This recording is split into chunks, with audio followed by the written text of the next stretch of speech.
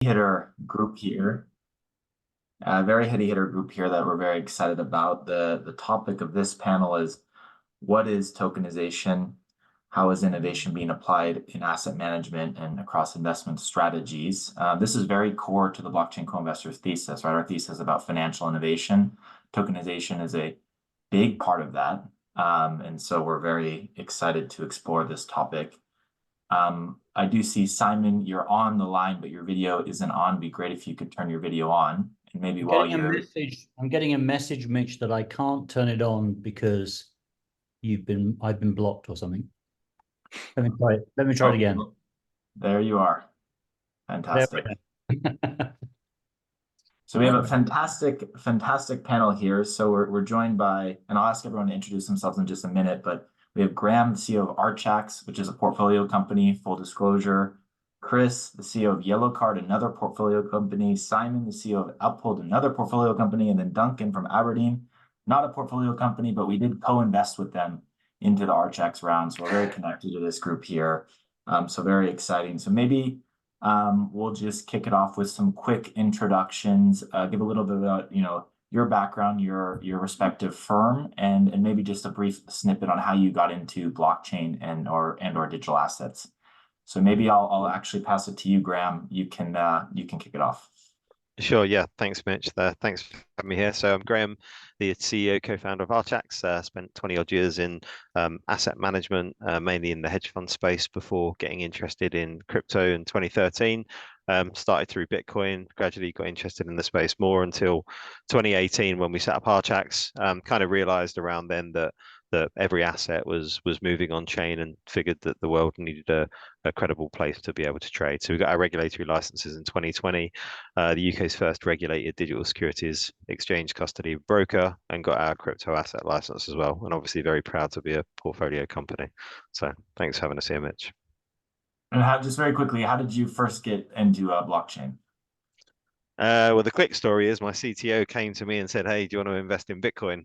back in 2013. But then, we watched it, and gradually, one of those things that when you invest in something, you start to pay a bit more attention to it in the news, start to follow it a bit more, learn more about it, and then realize that there was more here than a kind of, digital currency, that actually the technology that you've all been talking about, that this is built on, actually could represent a complete shift in the infrastructure that we use for all assets. And by the time 2018 had come around, realized there were a lot of use cases for financial assets to be on chain as well as the infrastructure. So really started from a point of view, and when a lot of people were looking at the ICO boom in 2017 and saying some of these look like securities, I was kind of thinking, yeah, they do. And actually that would be a good thing if they were all on chain. And from there, really just decided that we could build part of the infrastructure. Very interesting. Maybe we'll go quickly around the horn. Chris, I see you there. Let us know where you're calling from. I know you're a jet setter. You're all over the world, but where are you calling from today? And then give us a bit of your background tell us about YellowCard and how you got into the space. Yes, yeah. Well, I'm in New York right now, so nowhere too fun. But I did just get back from Ethiopia, so yeah. But I'm Chris, CEO of YellowCard. We're the largest and only licensed stablecoin on and off ramp on the African continent. We work in 20 countries all across sub-Saharan Africa, make it super easy for anybody to be able to, especially businesses, to be able to make international payments, manage their treasury, and access hard currencies like the dollar using stablecoins and using blockchain technology. Yeah, similar to Graham, my CTO and co-founder is a big nerd, and so he got me into crypto originally. And then I met a Nigerian guy on the internet that told me to dive in deeper. And I have a policy about always doing anything that Nigerians I meet on the internet tell me to do. And so that's how I ended up here. Fantastic. And I'm sure we're going to talk about stable coins more, but we can put a pin in that and come back to that in a minute. Maybe Simon, why don't you kick it off again and let us know where you're based and calling from as well. Sure. I'm calling from Nassau in the Bahamas. Uphold is a Web3 financial platform. We aggregate licenses, bank rails, and liquidity, and make it easy for people, companies, and financial institutions to move money from fiat currency in their bank account onto blockchains and then across the crypto sphere. I got into crypto in 2015 when I was living in the US, and I just had my eyes open to just how difficult it is to move money between different regions, and you suddenly have this moment where you realize, oh my God, this financial infrastructure is from the 1950s, and moving money from the UK to the US shouldn't be that difficult, but it is. And then I happened to pick up a book about Bitcoin, Barnes and Noble, Union Square, and just thought, yeah, I'd like to be part of that industry. Very interesting. And then Duncan, passing over to you, you are the only kind of traditional financial mind here. So curious about your perspective as well and how you got into it. Okay. I'm the boring one, I guess. I'm based in London at asset manager at Aberdeen. And I lead the digital asset business here. So we do digital asset investment products, tokenization, use of DLT in the business, and then obviously, as you mentioned, strategic investments as well.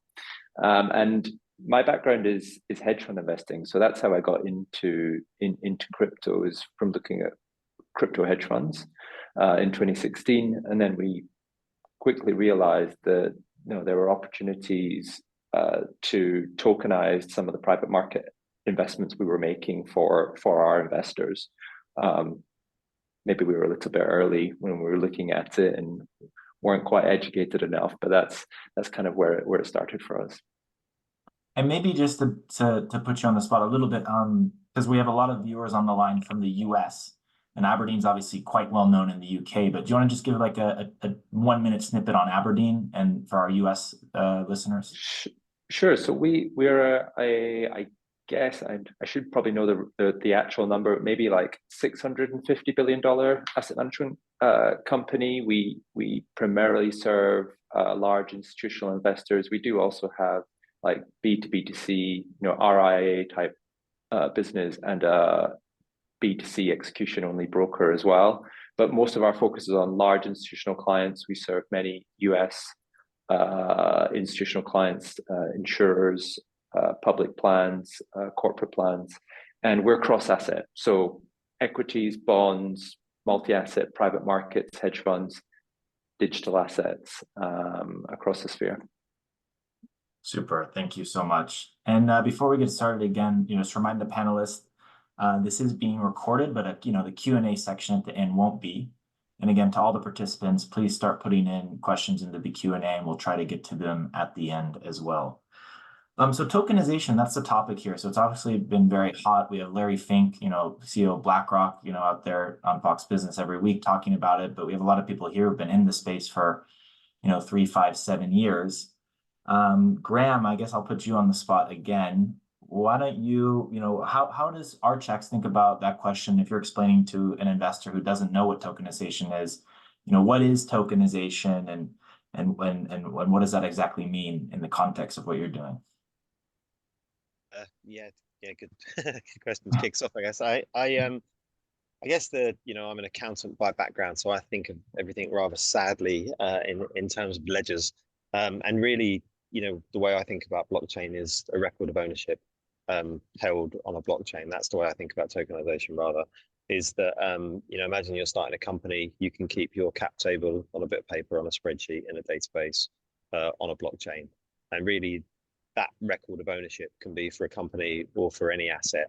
And the way I think about tokenization is the reference of ownership of an asset on a blockchain. So if you've got ownership of equity, ownership of bonds, ownership of in-game assets, it doesn't really matter. That can all sit on a blockchain. So very much I think of it from a technology point of view. And then the reason why you may tokenize something is to increase the utility of that asset. So if I held shares in a company, usually, they're a bit of paper or a number on a screen that I can't really do much with. But if you have something in token form, suddenly it becomes some sort of usable form of collateral that maybe you can borrow against, maybe you can transfer, just has greater utility value. And then when you combine that with having a tokenized version of cash, digital cash, stablecoins, CBDCs, any of these things on chain as well, then you have the same technology being used for both asset and currency, which doesn't really exist today, which means you can start to automate and program around certain conditions in markets, such as delivery versus payment, corporate actions, and various other transactions like that. So really, really it's all about a technology. It's about a record of ownership, and it's on a blockchain or DLT technology. Well, that was an excellent answer for putting you on the spot for a high level definition. So thank you for that. I guess maybe moving to you, Simon. Do you have anything to add to that? And then maybe to go a bit further, what asset classes do you think it's going to be applied to, and what is Uphold kind of interested in doing in this space? Well, as an infrastructure provider, we're super interested in tokenization. We think it's probably the best use case for blockchain technology. We're super interested in the concept of opening up hard to reach asset classes to much wider participation. I think what we're seeing now in the market is really not fulfilling that potential. We're basically seeing experiments tokenizing traditional securities, but not really widening participation. So I think the dream and potential of tokenization, opening up participation to a much wider group, is still relatively far away. In terms of the asset classes we think it could be applied to, I mean, I think if you think about traditionally low access, potentially high return asset classes that have conventionally required relatively large amounts of capital to participate in, those are the ones that are super interesting to open up to tokenization. So asset classes such as film finance or corporate bonds, or the traditional securitized asset classes such as mortgages, car loans, credit card payments. I mean, I think it's worth noting that tokenization is really nothing new. It's been around as a concept for at least 10 years. And in the first cycle, you saw assets being tokenized, but it kind of fizzled out as an experiment because crypto traders like volatility. And when you tokenize a real world asset prices tend to be relatively stable. So there wasn't a lot of fizz in it at that point. I think what's different now is we're in a high rates environment. And so tokenizing assets that give a decent return have become super interesting. So I think there's $1 billion now of tokenized treasuries on chain. And I think if you apply tokenization to other forms of credit, it becomes very interesting. Yeah, I'll pause there. No, I think that's straight down the fairway for us in our thesis, and we see this really unlocking lots of potential liquidity and access to what was previously difficult to access. Chris, maybe on the flip side, given you are one of the leading stablecoin providers, do you want to just, for the people on the line, talk about what stablecoins are and what their potential benefit is, and not tokenizing something so liquid, but something so ubiquitous as the dollar or the euro? Yeah. So obviously I'm very biased, but I think that stablecoins are one of, if not the best use of tokenization that in terms of real world uses that are actively being deployed, right? And so with stablecoins, you have and obviously talking about dollar stablecoins here, you have a token that is backed by a US dollar sitting in a bank account, either in the US or in some various island country off of in the Atlantic, depending on whether you're using USDC or USDT, right? And I think what that really does and what it unlocks is the ability to move money and move in this case the dollar around the world without having to deal with the traditional banking system. Right. So I know, a lot of you probably come from the traditional banking system, so I won't say, too many bad things about it, but it's, not exactly the fastest system in the world. And the beauty of the blockchain is that I can, recreate the traditional banking system by slowing transactions down and charging you $25 to make them. And so it's very easy to build whatever you need on chain, right? And so look, with stablecoins, you have dollars that exist completely outside of any bank, outside of any particular system, government, etc., that you're able to move around the world. And I think the reality is that when we look at stablecoins and when we look at some of the use cases for this technology, I think it can sometimes be difficult for somebody in the US or UK or Europe to understand. because the reality is that I don't necessarily need stable coins because I have 2 credit cards and a bank account that works and Cash App and all of these other products, right? But for the African continent, for South America, for so many parts of Southeast Asia, India, and various other parts of the world, it's really a game changer, right? And there's a reason why 6 of the top 20 countries in the world for stablecoin adoption are on the African continent. It's because you can't hold dollars in many banks around the world, right? My US bank can be trusted to hold dollars. My bank in Nigeria cannot, right? My bank in Britain is, it's fine to hold dollars there. It's not fine to hold those dollars in a bank in Malawi, right? Where you don't know if they're safe. You don't know if the government needs those dollars more than you.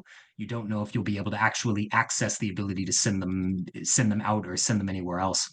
And so what stablecoins provide is a technology that really levels the playing field when it comes to access and utilization of the US dollar everywhere in the world. Anyone in the world, no matter what country they're in, can now hold a dollar, can move that dollar around, can make a dollar-based payment, can make an invoice payment in dollars, etc. Right? No matter what country you're in, no matter what currency you were born into. And so it's really a powerful technology when you look outside of the banking systems that most of us are probably familiar with in the US and Europe, and you look at parts of the world that don't have that luxury. It's a extremely powerful technology, right? And I think there's a reason why stable coins do more trading volume daily than Bitcoin or than any other asset in the space. It's because there's so many more practical use cases for something like a US dollar stablecoin than there is for Bitcoin or Ethereum or anything like that, right? And yeah, look, I'm all in on Bitcoin, but US dollar stablecoins, I think, provide the most practical and real world use cases going on in the space today. I couldn't agree more. I mean, again, our core thesis is upgrading the world's financial infrastructure, and stable coins clearly are a kind of superior form of payment and also store of value depending on your kind of local currency. Just before we move to Duncan, Chris, just double clicking a second. You kept saying stable coins and you keep saying dollars. Maybe just talk, is the stablecoin market, is it just about dollars, or are there other stable coins, euros, pounds, yen? Will we see it move to other currencies, or is it really just a dollar phenomenon?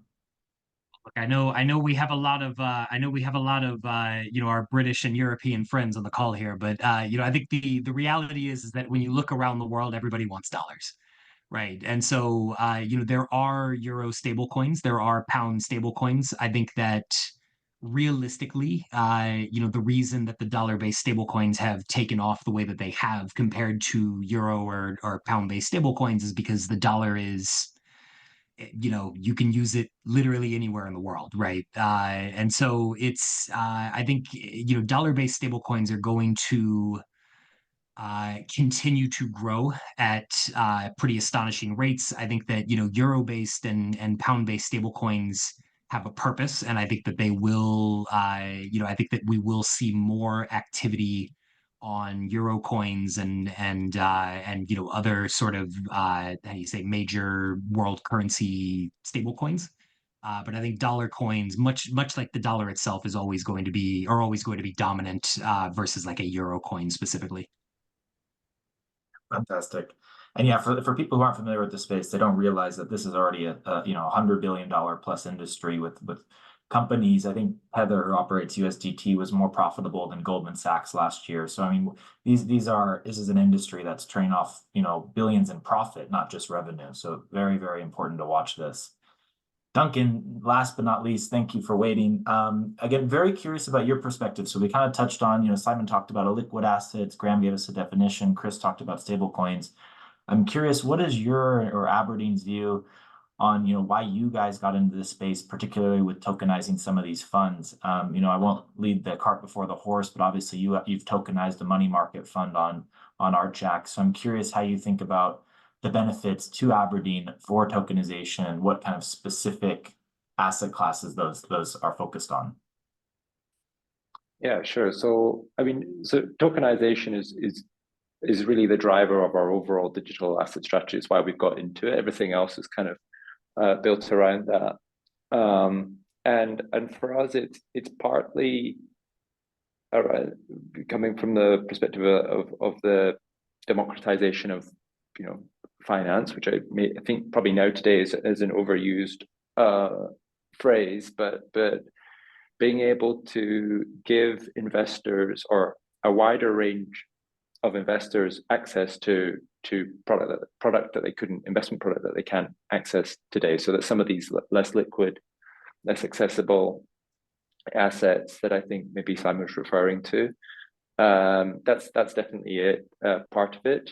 Our job as a fiduciary is to deliver a better outcome for investors, and if we can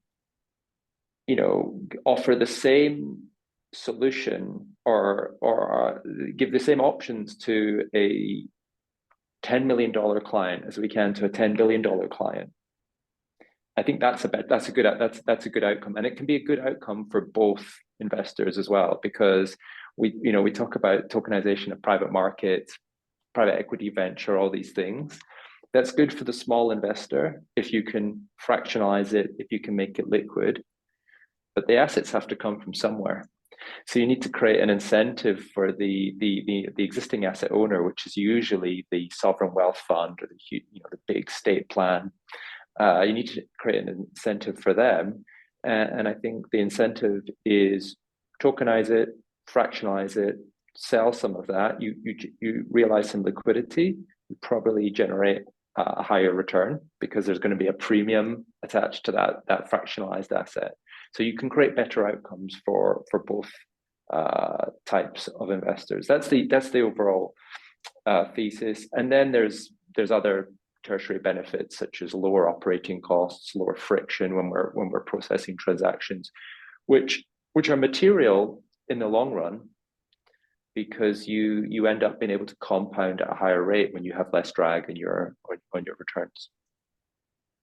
And how do you think that this is affecting the asset management industry today versus more of a future story? Like, do you obviously you're head of the digital transformation there, you're seeing this every day. Is this as big of a deal in asset management as kind of, the VCs and investors in the industry think it is, or is it still fairly a ways off? Well, maybe I'm a cynic, but I don't think it's as big enough a deal as it should be. I think, honestly, being super cynical, the whole generative AI wave that's just hit us has taken a little bit of the wind out of the sails of blockchain. But and I think maybe Simon kind of referred to it. There's a lot of POC, proof of concept going on, not enough real world stuff. We've got stuff, Franklin, BlackRock. You've seen a few groups putting their toes in the water. My expectation is that this year we're going to see a lot more of that, the real kind of world execution going on, and some success from a few of us I think there'll be a little bit of FOMO, and you'll have more groups getting involved. So I think that's a great stepping point towards, we have lots of proof of concepts. I mean, Archax has tokenized a fund. Another portfolio company everyone will hear from later, securitizes tokenized funds. But we haven't seen, admittedly, at least I haven't seen the flows yet. And so maybe Simon and Graham, you guys are closest to the flows. You operate exchanges. You're really in the weeds on this. How do you guys see, the actual flows evolving into these tokenized products? And do you think, Simon, you touched on getting liquid assets. Like, obviously, we have two sides of the equation. We have the actual products, but then we have, to connect to, the pools of capital. How are you guys working on making that connection? Maybe Simon, you can take that one first. And you're on mute, Simon, actually. Well, I think where tokenization becomes really sort of sexy is, when you think about it just at a high level, tokenization consolidates origination, distribution, trading, clearing, settlement into one single layer. So there's a ton of efficiencies. But where it gets really interesting for us is it potentially makes different asset classes completely interoperable. In other words, I don't know, a tokenized private, a token representing a share in a private company, can talk to a government issued bond because they're all using the same language. The interface is the same. And with smart contracts, you can do really funky things like, I don't know, create specific products that solve certain problems. You could use the yield from your treasuries to buy small cap equity, and it all becomes instant and interoperable. We find that incredibly interesting because yes, there are a ton of cost savings for asset managers in here, but I think the real opportunities and where it gets very interesting for investors is it opens up a degree of product innovation that just hasn't been possible until now.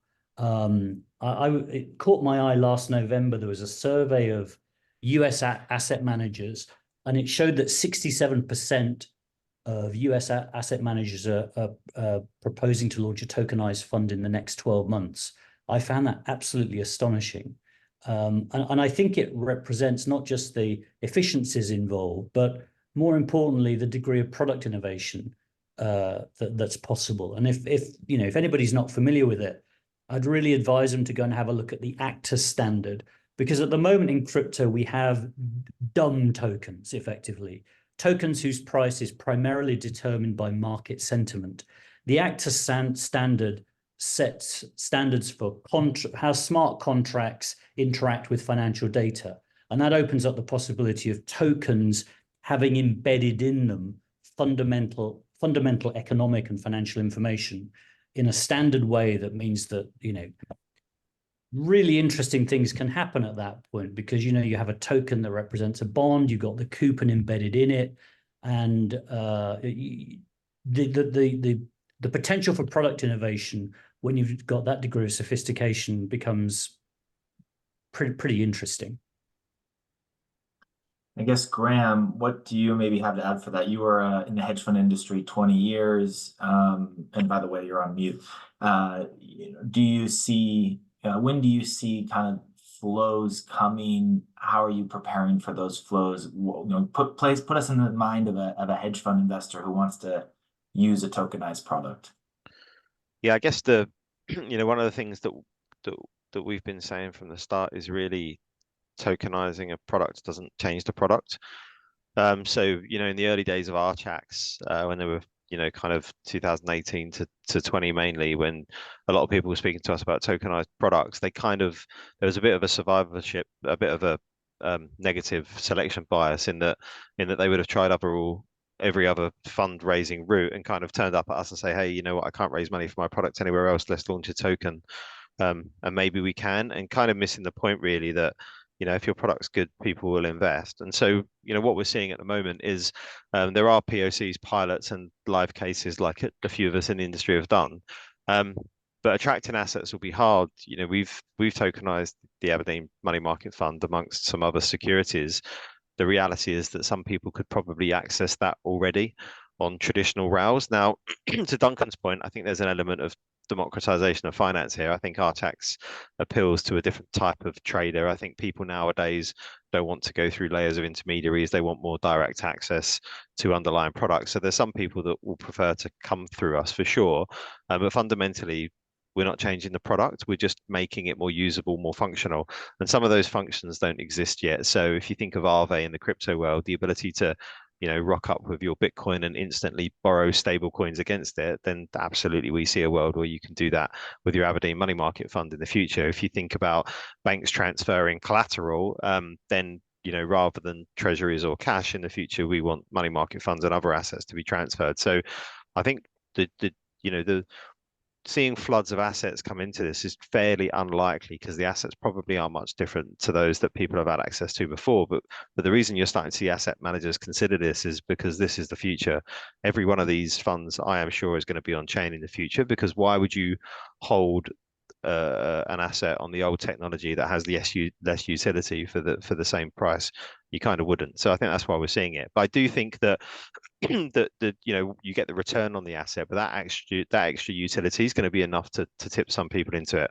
And then alongside that, and I guess kind of in line with what Chris is saying, and you mentioned Tether earlier, you also have all these let's call them modern Web3 companies who amass treasury, and they're more familiar with this technology. So Tether, has a lot of money to put to work, and a lot of that goes in traditional money market funds. That kind of cash flow didn't really exist before to go into that. We're seeing a lot of treasury management from stable coins, a lot of payment firms that are all familiar with crypto that are happy to put it into money market funds. So I think there are new assets coming through, but I don't think it's as easy as, tokenize it and they're going to come immediately. But I also think fast forward a few years, everyone's going to be in tokenized versions of existing products. No, very well said. Very well said. I mean, maybe staying on that theme of access, but moving to you, Chris. So obviously we've been talking very kind of institutional products, financial products. You're more on the ground with retail and SMEs, businesses in Africa. I mean, maybe, because the people here might not know YellowCard, walk us through kind of what is that use case in Africa for a stable coin? When someone says, I'm going to use YellowCard, I'm going to access a stable coin, what are they doing with that and why do they want it? Yeah, I mean, look, on the ground for, a business pretty much anywhere on the continent, it's the ability to actually be able to make an international payment, right? I think local payments pretty much everywhere in the world have been solved. If I'm, in the same country as you and we're both using local currency, it's generally pretty easy to send money between two people. International payments have not been solved and are still, a complete pain in the ass for everybody everywhere in the world. And so, if I'm a business in Nigeria, for example, and I have a lot of Naira, right? Naira inflated over 100% over the past 12 months. So this is not a, currency that has been performing well. This is not something that you want to be sitting in for, a day, never mind, never mind 365 of them. And you need to make a payment. Well, there is no way to make a payment. These are illiquid currencies. There's no access to hard capital, right? There's no access to things like the dollar. The central bank doesn't have any. Even if they did, they wouldn't give them to you, right? And so you're stuck in this situation where you have a currency that's inflating 100+% a year, where there's no access to liquidity, there's no access to dollars through the traditional banking system, right? How do you make that payment, right? How do you facilitate imports to keep the economy functioning, to keep your business functioning? And you put all that on top of the fact that you're talking about a continent that's extremely import dependent, right? Again, to pick on Nigeria a little. Nigeria, largest economy on the African continent, one of the largest oil producers in the world. They import gasoline from the United Kingdom. They're one of the largest oil producers in the world, and they don't even refine their own oil, right? Even that is imported back. And so everything in these countries needs to be imported. And so how do you get the dollars to actually be able to facilitate that? And that's where businesses have turned to stablecoins. They've turned to this technology because it's the only way for them to actually be able to access a dollar in a place where they can control it, where they can use it, where they can send it where they need to, right? If you have a dollar in a Nigerian bank account, that's great, but you still have to ask for permission for that to leave the country. And if you need that dollar to leave the country, then it gets put into a queue, and that queue gets assigned by order, right?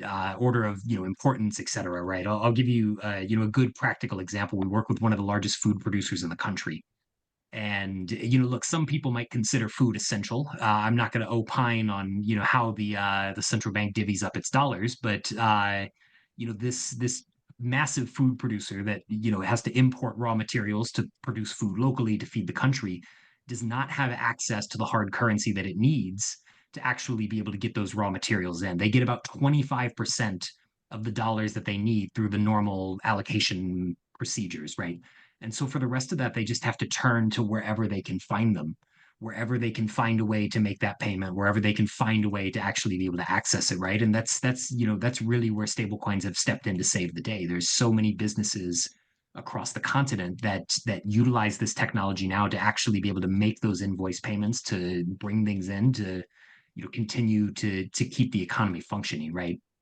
And so it's again, when you talk about practical use cases for the space, I don't think that there's anything more practical and more efficient than a stablecoin, right? Than the ability to actually have a US dollar that you can control as a business without needing a bank account and being able to send that anywhere in the world easily, right? And you know, look, once it's in dollars, you can convert that into whatever you need, right? If you need pound, you need euro, you need anything else, it's very easy to be able to make that payment from there. And so it's yeah, I mean, look, it's a really powerful technology that's really transforming the way that business works across so many countries and you know, around the emerging world. Oh, that's a fantastic answer and well put. And I think, you know, now with the kind of final 7 to 8 minutes, we'll answer some questions from the group. So Kim, if you want to turn the recording off, we can move to that. So your answers won't be recorded.